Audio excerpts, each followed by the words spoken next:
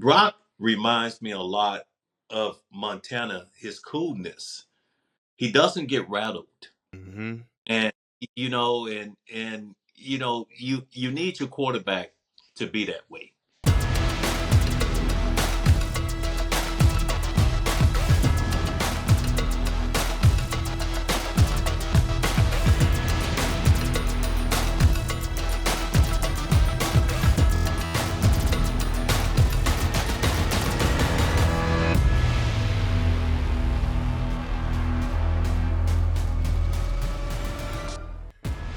All right, everybody, here at the Warner House, we have, I don't really even know how I could put it into words how special of a guest we have here at the Warner House today, man. One of the all time greats, not only of 49er history, but of the NFL, the GOAT, 3-time Super Bowl champion. Oh, my goodness, just saying that just sounds crazy. Well, I just want one. I just want one. Anyway, 3-time Super Bowl champion, 10-time Pro Bowler, All Pro, Mr. All Pro, Jerry Rice. Welcome to the show, baby. Round of Hey, applause. Round of thank you. applause, man. Thank you. Hey, great introduction, man. I appreciate that.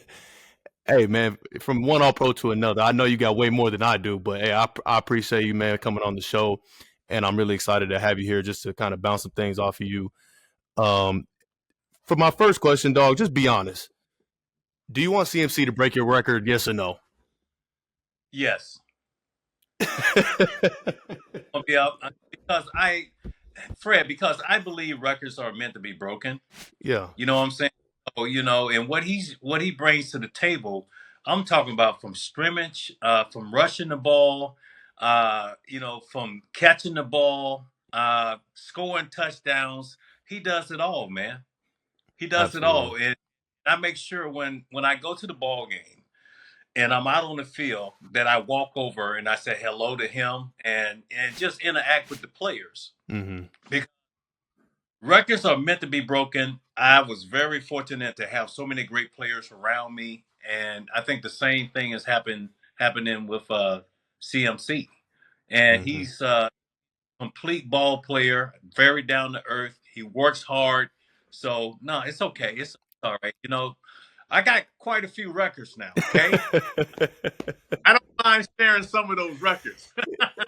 You got plenty to choose from, man. So, you mentioned it. CMC, it's such a blessing to even have him on our team because you talk about a year ago, one of the biggest trades in NFL history. I feel like getting him onto our team and seeing the impact that he made from day one, the type of person he is, the type of player he is, the way that he works day in and day out.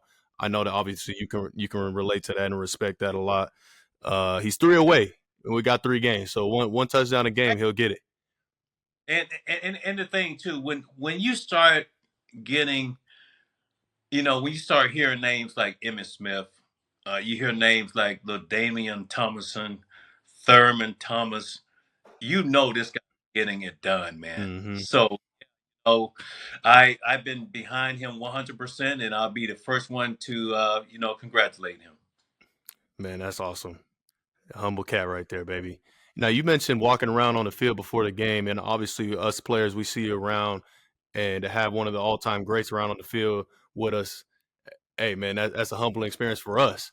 So talk about your your want and desire to be there around the team all these years later after you obviously played for the Niners, wanting to be around the team and being on the field. Talk about that process for you. Well, Fred, I believe 49ers, man. That's it. And, I feel like, we have a legitimate chance this year. We still just need everybody to stay healthy. Need uh, we need to continue to just focus in on each ball game. And I'm one of those guys that when I first came into the league, I was all about defense.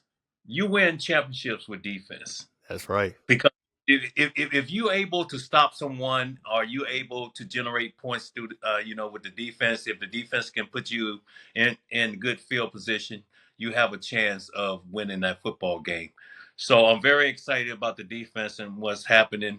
Very excited about the offense. You look on that side, Brock. Purdy, what he's doing, the leadership, his composure, Mm-hmm. and watching him when he first took over, and the velocity behind his throws. Mm-hmm. Hey man, tight spiral, catchable ball, like that. I love it, man. And his decision making, he doesn't hold on to the ball that long. Mm-hmm. Then with CMC being in the backfield, then on the outside, with Deebo Samuel, with Brandon Ayuk, George Kittle, it's so many weapons. So But many. everybody is trying to put it together for one cause, and that is to win the Super Bowl. That's right. One brick by brick. Mm-hmm. So I like coming there, and I like to show my face, and the fans, they get excited, and my interaction with the fans, because it was all about them back in the day. Mm-hmm. I wanted to play well for them, and I wanted to give them something to think about, after leaving that stadium. So I practiced a certain way, and I wanted to be very productive and very precise on the field, and just help my team to win. So I like showing my face to get them excited, but also the interaction with you guys, for you guys letting me be able to walk on the field with you, and come over and say hello and stuff like that. It means the world to me. That's It's awesome. something I really, because I love the game of football, and I sacrifice so much on the football field, and still to be able to have that in action with the team, it means a lot. Man, it means a lot to us, man. Appreciate you seriously. What what's the difference between Levi being, so obviously you haven't been at Levi's now and then playing at Candlestick. I mean, what's the Well, difference, man? I never got to see Candlestick, so you got to kind of put me on game a little bit. you guys got that good grass, man. And did on that grass, man. It's like, sometimes I feel like I just want to lay down on the grass because it's so soft. Because at Candlestick, we had, because the Giants also played there, we had that hard dirt Uh-huh. that we play on, and you had to, be able to really drop your hips, and come out of the cut because of that dry, all that dry dirt. But yeah, just being at Levi's, the technology is so much better now, and I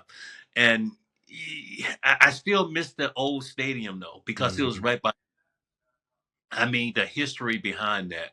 That's where Dwight Clark made the catch. Mhm. From Anna.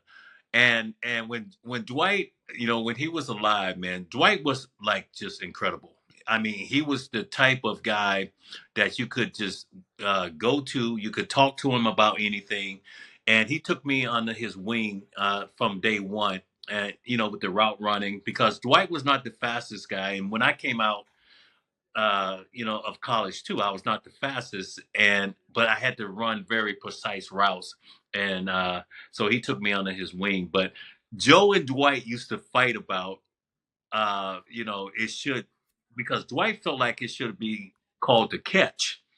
Joe felt like it I'm already knowing what you about to say.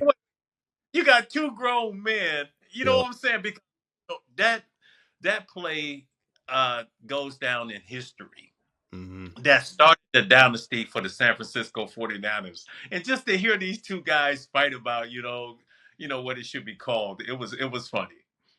Should it be called the catch or should it be called the throw? I mean, come on, which one is it? Hey man, hey, Joe, no, hey, because I get on Joe about this all the time. I said, Joe, you were throwing that ball away, man. But Dwight went up and saved. You know what I'm saying? They talk about, white guys can't jump and stuff like that, man. Man, he had them hops, boy. He had to get up there and go Yeah, get that ball. man, he went and got that thing, man. He sure He went did. and got to be able to play with both of those legends, and to play in the Bay Area, man. It's something I'll never forget. That's so awesome, man. I was a part of winning the Dwight Clark Award this past off season, and hearing all those stories about DC or about Dwight Clark, man, is just such an inspiration and just like such the positive energy that he exuded just based off the little conversations that I had with all you cats that play with him. Um, I mean, that's so awesome just to hear those little stories like that. You mentioned just him taking under his wing and not running that fast coming out of college. Like, man, I ain't run that fast out of college either, man. You know what I'm saying? Like, I got to make sure I'm running this 4.64 as hard as I can every single rep. You know what I'm saying? Like to make it pop off tape. Hey, hey, Fred, So what the thing that if you chasing me and you trying to hurt me, I'm gonna run it for it too, brother. Hey yeah, man, see but hey, that. look, man, hey man, you came out of BYU, brother. That's right. BYU, Sure and did. you know what, you know the What things school? that What school did you go to? I went to Mississippi Valley State University, a predominant black school, very small, and I was lucky, man, to actually. I believe things happen for a reason Mm-hmm. because I was lucky to get drafted because the San Francisco 49ers, they were in New Orleans to play, and and uh, he was flicking the channels. It was a Saturday. He was flicking the channels, and he noticed me running across the television screen, running away from everybody, catching the ball. Mm-hmm. He goes back to the scouting department here in San Francisco and say, "Hey, we need to look at this guy named Jerry Rice at Mississippi Valley State University." Mm-hmm. So that's how I got. That's really how I got drafted. And Bill Walsh actually, he took a big chance on me, and it was just no way I was going to let him down. When you are taken in the first round, I was the 16th player taken. They traded with the New England Patriots to get down to that 16th spot.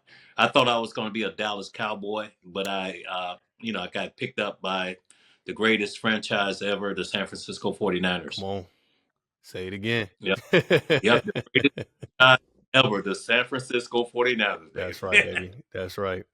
That's awesome. And then I kind of want to hear a little bit about just this is just popped into my mind a little bit about you just mentioned this is the greatest franchise in the history of the game. But you did, how you took your path down to a couple other places, throughout Yeah. the end of your career. Uh, Having seen those other places compared to what the 49ers are all about, and I'm not trying to say that you got to talk down on any of those places at all. It's just, what are the differences that you saw when you went other places, knowing how first class the Niners are.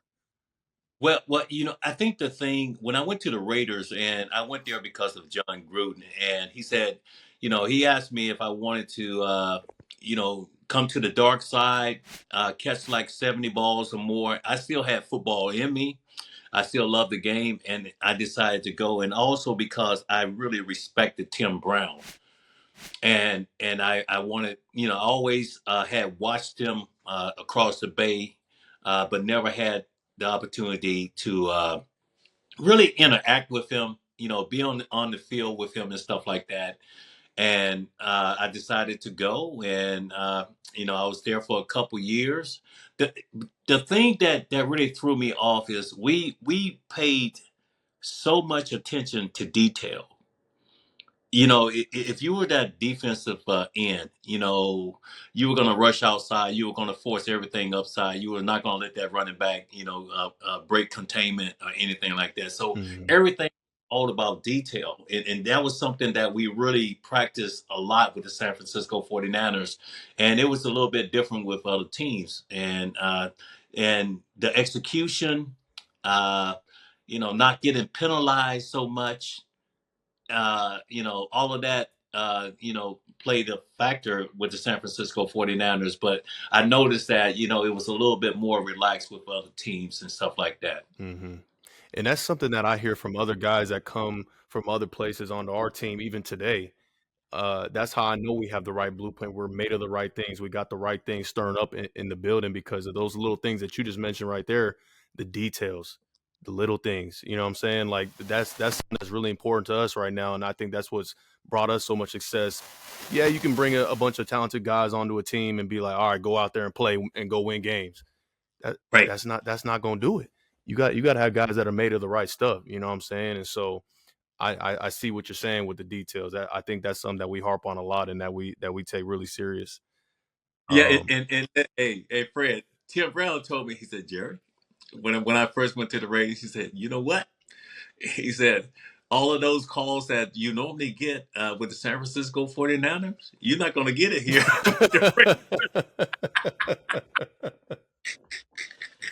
Boy, a And little different out here. he was he was right about that, man. I'm serious, and some of the things that used to happen, I had to scratch my head. I'm like, are you serious? Mm-hmm. You know, penalty after penalty and stuff like that. And I think you know, coming to the Niners, there was a standard right from the start, starting with Eddie DeBarlo, starting with management, Carmen policy. You had to conduct yourself a certain way. You had to Mm-hmm. be a professional on the football field and off the football field. And you had to come and you had to practice a certain way. See, once you get into those practice habits and you Mm-hmm. used to doing it every day, now you're going to be able to just transition that to the football field Exactly. because that's all Mm-hmm. that's because you have practiced this over and over during practice. That was something that was very important to us. Man, I'm right here just taking all these little nuggets, man. I'm putting them in my bag. I'm putting them in my bag, man. We trying to get this thing going over here with the Niners. Hey man, but I heard you into Pilates, right? Yeah, I go to little Pilates. Yes, sir. Okay, okay. What you know about the Because Pilates, Jerry? no. Hey man, look, man. I, I read about people. I Okay. study. I study people, man, and I know. I think this season here you got around 67 tackles, 5 years, around 100. Are you around 100 sacks? No, so I'm a little over 100 tackles. Okay, 100 tackles. 6 years straight, 100 over 100 tackles. Oh, there you go. Okay, got Mm-hmm. it, got Mm-hmm. it. Okay, all right. Just run into that football, baby. All that Pilates I'm doing, making sure that core right. So when I get there, I'll wrap them up and wrangle them down. You know what I'm saying? Right, right. I got you, brother, because I conditioned myself a certain way where I was always going to be in tip top shape. And Mm-hmm. the fourth quarter, I feel like the fourth quarter really belonged to me. Okay. That's where I was just gonna own you because you've been chasing me the entire game. You're Mm-hmm. tired. You're Mm-hmm. tired now, and I'm still bouncing, and I got all of this energy, and I'm ready to go to work. And I think that's when I did most of my damage It was in the because fourth that's how quarter. I trained my body, and I was gonna wear you down Wh- completely. What were some of those things that you did, like in the off season and in season, to kind of make sure that you were in tip top shape and do those sort of things? Because obviously it's been well documented, like you just mentioned, being in phenomenal shape, owning the fourth quarter. What were some of the things that you were doing? Well, my teammates they thought I was crazy because during the off season, right after winning the Super Bowl, it was just the Super Bowl 29. I was right back out the next day, just running laps at the facility, and Steve Young he came in, he was cleaning his locker out, and he said, "Who's that out there jogging around?" And the security guy said, "That's Jerry Rice." Steve looking, Steve looking like, should I go out there and throw him the ball or maybe Uh-huh. run with Steve? Uh-huh. Like, that's okay. But my whole off-season regiment, take 2 weeks off, then I was right back into the hill. This hill was 2.5 miles up, then you have to run down the hill. And I ran that hill Monday, Wednesday, Friday. Mm-hmm. Tuesday, Thursday was more about track work and also, running routes on the field. And I was so in shape going to training camp. You know how a lot of guys they try to, they wait Mm-hmm. and themselves into shape. Yep. You know, training camp, I was already in shape. Mm-hmm. So I go to training camp and I always would go early, which the coaches they would always get upset with me because the rookies they come in first. I would be with the rookies, and they're like, Jerry, why are you here? and but I was I was raring to go, and I was in tip top shape. Uh, and I had to do extra stuff, doing training camp, and where everybody they're working themselves into shape, and they had to catch up. Then once I got into the season, man, it was all about being productive during the week, running my routes out. I would do extra stuff on the Stairmaster after practice. Always the first one on the field, the last one to leave the field, and that was my regiment. Mm-hmm. And I think that's the reason why I was able to, take so much punishment and just bounce back from it. And I played the game for over 20 years. That's a long time. Oh man, is it huge? Huge amount of time. That's crazy. I've heard stories about that hill. I got to figure Man, out where that hill's at, man. Where's the hill at? no, it's Edgewood. It's off 280.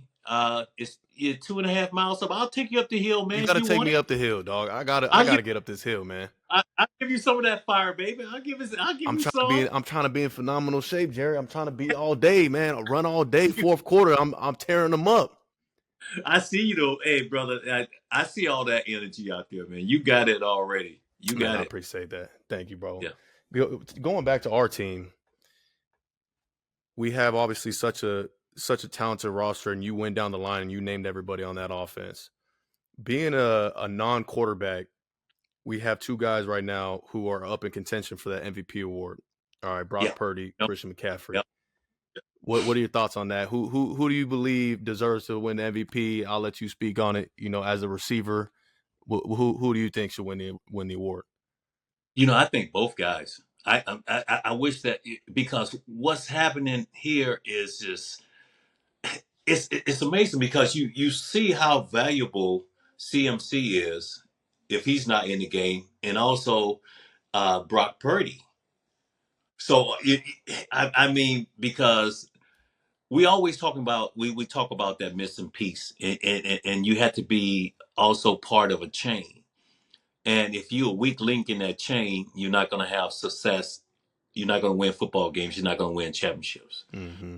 I don't see us winning a championship, without Brock Purdy. Mm-hmm. I don't see us winning a championship without CMC. Yeah, So I don't know. I don't know how this is going to unfold, but I think both guys really deserve that, man.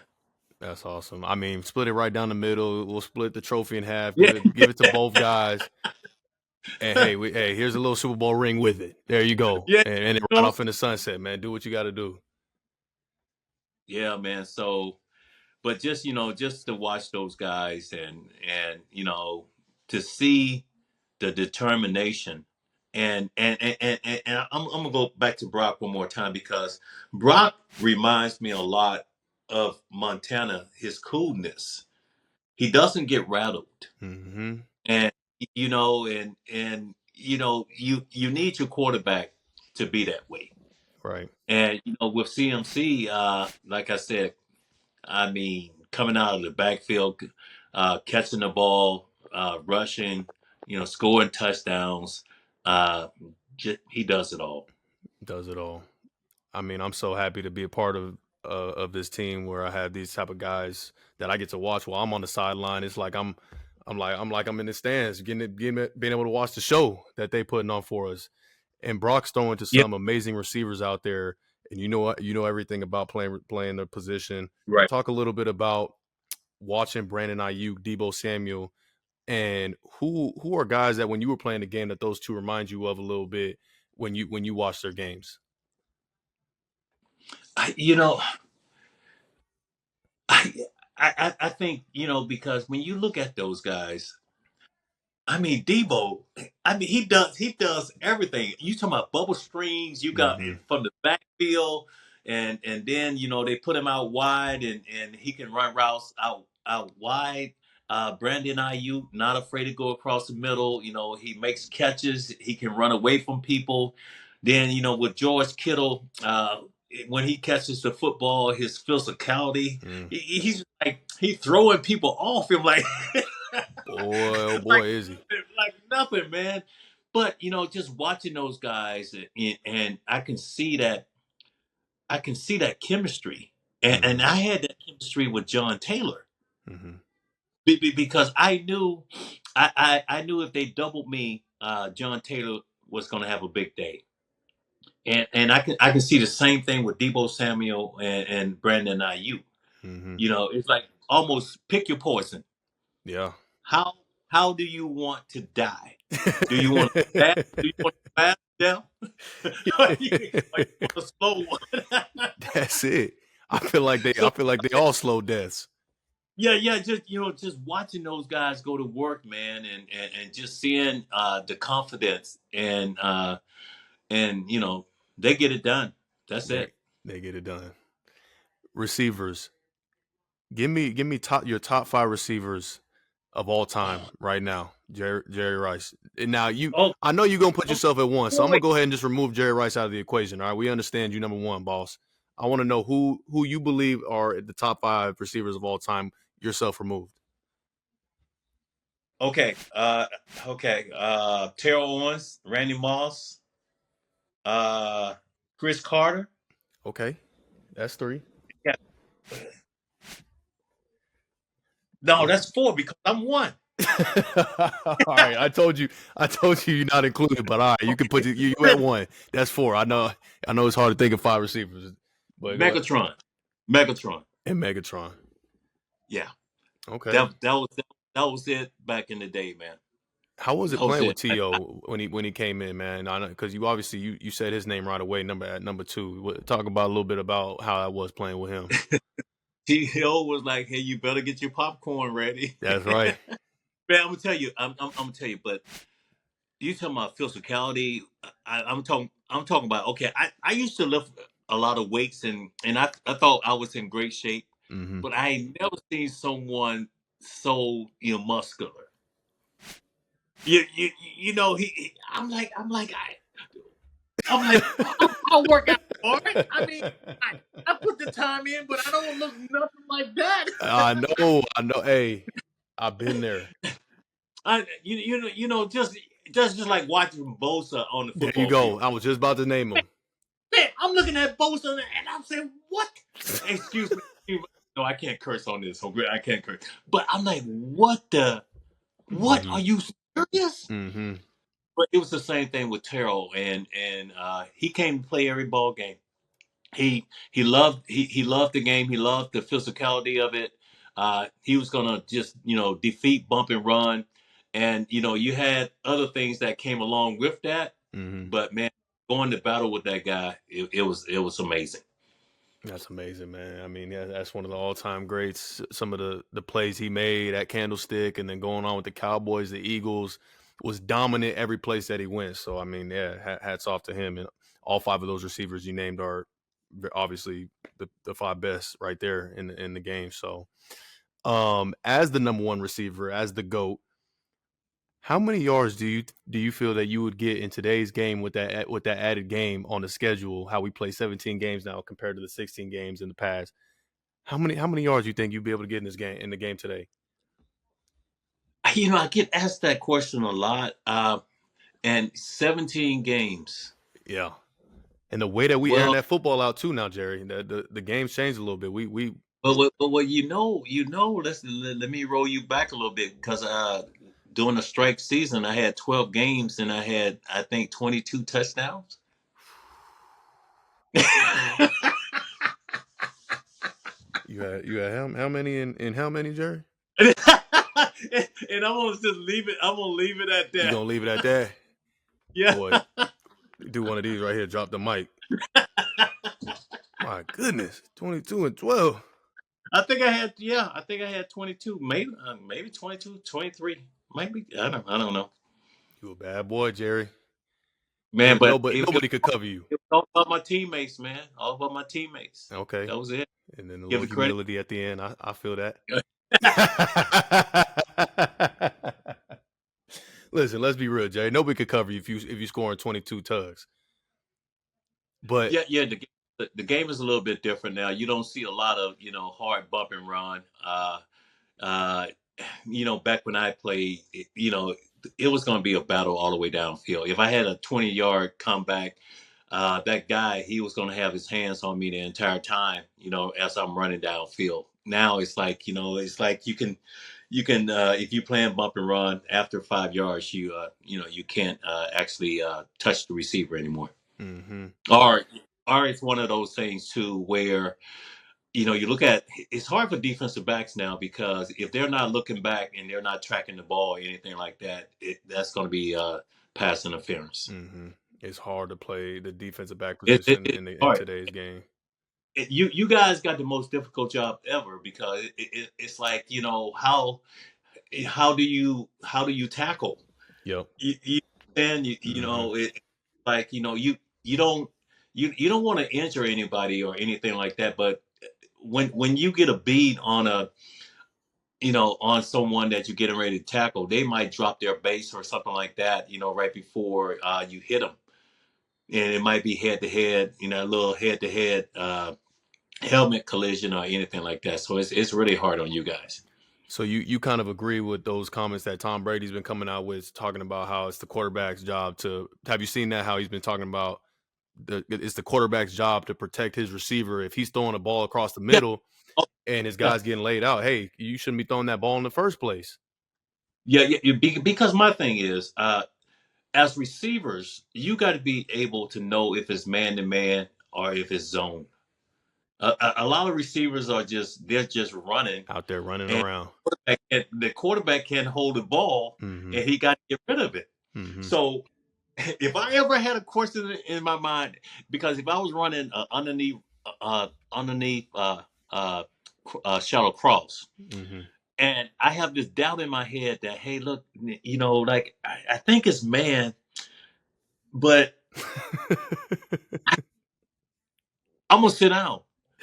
So it's like I'm not just gonna continue to run Right. because if I'm not sure if it's man to man or zone, uh, you know, you got to be able to read the defense just like the quarterback. And Right. and I think a lot of these young players they just run now. They're not reading the defense. You gotta have a high IQ for the game and know what you're doing out there to play at a high level because, like you just mentioned, there's guys with amazing athletic ability can run the 4.2s and run the 4.3s, but I mean you got to understand the game from up here. Yeah, and And Fred, for me, I could the second I come to the line of scrimmage, I'm reading the defense. On the mm-hmm. snap of the ball, I'm still reading the defense as I run. Mm-hmm. So so I know where the open hole is going to be. I know where the quarterback is going to deliver the ball. And I had that great relationship with Joe Montana and also Steve Young. Mm-hmm. They knew that we were on the same page, so they were not going to hang me out to dry or anything like that. So once you develop that, then you're on the right track. That's right. That's right. I know that you were out there tearing up a lot of them defenders. All right, we understand that, but I know there had to have been one or two guys that gave you fits in your career where Yeah, either in the division, seeing guys twice a year, like talk about who are some of the toughest guys, the toughest matchups where you go into that game like, let me lace them up a little tighter today, make sure them gloves extra tight on my wrist because I know I'm in for I gotta get my mind right. yeah, going to the Meadowlands. Lawrence Taylor and all those guys. I knew it was going to be a physical game. Going to New Orleans, they were known for their linebackers, and you know that it was going to be a battle Mm-hmm. there. Then going up against Deion Sanders. Deion, Yeah. probably one of the fastest guy defensive backs to ever play the game, along with Daryl Green. Okay. They're Yep. two guys, and I had sleepless nights when I had to face those guys because I'm up already playing the game. The first 15 plays, I know the opportunities that I'm gonna have during the game Right. where I can make plays. So I'm up playing it already, but it brought out the best in me because you want that type of competition. You want to Absolutely. go against the best, because you get a chance to test yourself. So I Mm-hmm. always look forward to it, and if you talk noise at me on the football field, the best way to shut you up is to score touchdowns. That's it. I score one, I score two, I scored three. Oh, wait. Hey, Got exactly where I want you. they not saying a single word after that, boy. Yeah, that's how you quieten anyone talking noise to you on the game Could during you the game. tell like sometimes going into games because obviously teams had you circled when they had you on the schedule. They're like, all right, we got to stop this cat right here, Jerry Rice.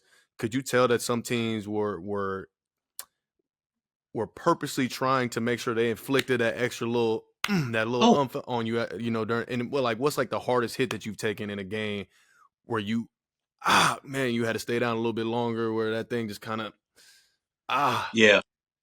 Well, for me, even doing ball games, if I was on the left side and the ball was being thrown to the right side, I was still getting hit on the backside because they wanted to try to send a message to me. that's right. And but you know, receivers, they weren't actually protected then. Mm-hmm. But now it's like it's one of those where I was so in such great shape that if you hit me, it felt like you were hitting a rock. So those guys, they would feel it more than I did. Yeah. And when they go back and they tell their teammates or whoever we're playing, saying, you know what, I just hit him with everything I had, Mm-hmm. and he just walked away from it. So that's the way I had conditioned my body. Mm-hmm. And even if you got um, a big time hit on me or something like that, where I got the wind knocked out of me, I was going to get up no matter what, because I was not going to give you that gratification of putting me down on the ground. That mind game, baby. Yeah, you gotta show So that that little mi- toughness out there so, for so, sure. so when they see you walk away from something like that, they're like, "Oh man, Ain't it's nothing going to gonna be a break this long, guy. it's going to Yeah. be a long day." Man, I mean, you just keep talking about how, the shape that you're in, it doesn't matter if somebody hits you, you feel like you a rock out there. And that's why you the GOAT, man. That's just those little things. The the the work that you put in to be able to be in such great shape and have the career that you had for as many years as you did. I mean, ten all pros. People don't understand how hard it is to get one all pro. One all pro means that you were the best in the entire league. Pro Bowl is an amazing accomplishment as well, right? You were one of the best players chosen in your conference, but an all pro means that you were the best in the game in that season. So to have 10 years of that is an insane accomplishment. Um, is there something in your career that you feel, either achievement or a moment or either one of your Super Bowls where where you were just like, man, that's probably the moment that I will always cherish, and that right there was the best feeling in the world. When I got most valuable player during Super Bowl 23, on that final drive, 3 minutes, 10 seconds left in the game. We got to go over 80 yards downfield. Uh, Montana came into the huddle because we got a 2 minute drill. He said something about this actor name. What's the actor name? No, it was the actor that was in the stands, and he called his name. Uh-huh. And Joe wanted to send the message that, hey, look, we have done this already during practice. Mm-hmm. He wanted to relax everybody. John Candy. John Candy was the actor that was in the stands. Okay.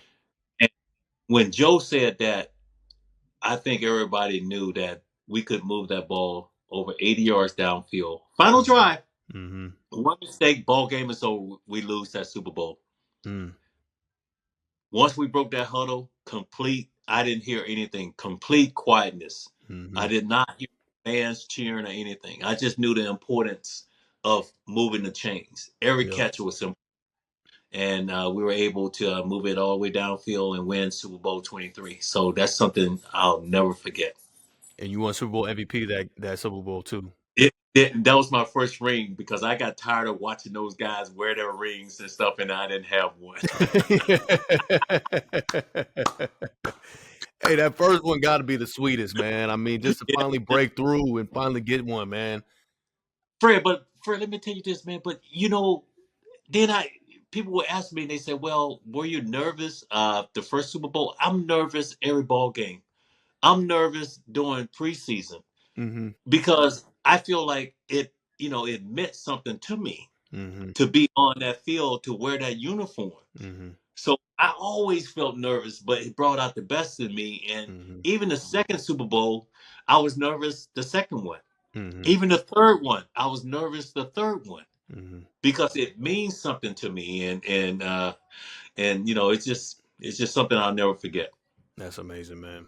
I hopefully, um, we're trying to make that breakthrough, and I just want that one, that first one. I know it's gonna mean the world, and God willing, we just got. I mean, right now we got to take care of business. Yeah. On Christmas Day, we worry about those sort of things later on. But man, just hearing you talk about it just gives me goosebumps because that's the goal right there is winning that Super Bowl.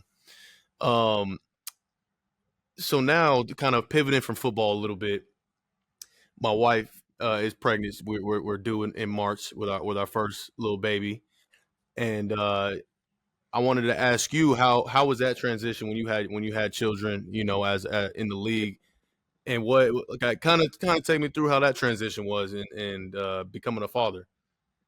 Well, that's great for you and Sydney. That to have a child is probably, you can't even put a price on that. And it's gonna change your world, but you welcome that. And I had four kids. I remember taking my kids to school like every Monday, every Tuesday. Hmm. Then I would go to all their meetings and all of that, and because I wanted them to know that it was important for me to show my face and support them 100%. Yeah. And but man, it's like to have them actually to be around you, to watch everything, to witness everything. I remember my son, I think he was like maybe 3 or 4, walking on the field with my helmet. My helmet was like bigger than him, but he had Yeah. it on and stuff like that. And it's just like, I wouldn't go back and I wouldn't change anything, but it was important for me to really be there for them, and I think I really set the example for them. That you have to work for everything. Nothing is given. Hmm. You always have to give 100%. And my kids now, they're adults, and they still talk about me being dad at times, because I was hard, man. I was Yeah. hard, because I was brought up that way in Mississippi. And my father was the type, he didn't say I loved you or anything like that, but you knew that he was like the provider for the family. And it's what he instilled in me about hard work and dedication and showing up and being accountable, Yeah. and plus, some of the things that I wanted to instill in my kids. That's amazing, man. I can't wait. I wish it was tomorrow that we that we were having this baby, man. I'm telling you right now, I'm so excited for that moment. All I've ever wanted to be was a father, so I'm whatever comes with it, I'm ready for it, and I'm really excited about that. Hey, but Um, I'm gonna tell you something. Guess who was up changing the diapers at nighttime? Mr. Yeah, Rice, me. boy, yeah, you was running about 4 hours of sleep after running that hill all day. You come home, you Yeah, you flipping over that diaper, bop bop bop. yeah, yes, sir. Okay, I was an expert. that's right. There you go, doing it the right way. Good stuff, man. Well, hey, that's all I got for you today, man. I'm so appreciative of you and grateful for you coming on the show and being here and sharing these stories with us, man. Is there any last words that you would like to leave the faithful? Uh, you know, anything that you got on your mind, either about the season or about anything, man. Well, I think the thing is, you have to believe in each other, and you have to, like, we talk about that brick by brick and stuff like that. And sometimes your teammates, they might be a little down. You got to Hmm. be able to pick them up. Yeah. And it's not, and my thing, I led by example. I mean, the way I practice, the way I went on road trips. Because when I went on the road, I was about business, man. I'm serious. I dressed a certain way. I wanted to look a certain way, but when I put that uniform on, it was all about putting my team in a position to win football games. Hmm. And I think the Niners this year, and we don't want to jump the gun or anything like that, but I feel like, you know, defensive wise, we have the best defense. Offensive wise, we have the best offense. Now it's just, just everything playing, staying in your favor and stuff like that. We don't want no injuries or anything like that, but Mhm. it's like one game at a time. That's it. Then once you get to that big game, it's all about winning that big game. So, what I want to say to the faithfuls, man, you know what? Uh, we need you guys to be loud. Money That's right, baby. loud. Hey, we need you to be loud, baby, because we got Baltimore coming to town, and we're gonna have to find a way to beat that team because I'm not. I don't want to jinx anything, but this could be the Super Bowl. You know that? It could be, yeah. NFC, AFC. This could be it. This could be it right here, and Hmm. you want to make a statement. That's right. Plus, it's football. I always wanted to make statements on Monday Night Football. That's I right. wanted to say to everybody that if you play the 49ers, you better bring your best game. So this game coming up, on Christmas, Monday night, is gonna be big. Faithful, y'all heard it here first from All the GOAT. right. We need you out loud Monday Night Football against these Ravens. Christmas Day. It's got to be the loudest we've ever heard Levi's, man. Hey, GOAT, Mr. Hall of Fame, greatest of all timers. Hey, thank you so much for coming on the show and giving us these little gold nuggets, man. I appreciate you so much. Okay, Fred, Sydney, congratulations, man, and Fred, just keep doing your thing, man. You are amazing. Okay. Thanks, Jerry. I appreciate you. Thanks. Be sure to subscribe anywhere you get your podcasts and to the Warner House on YouTube.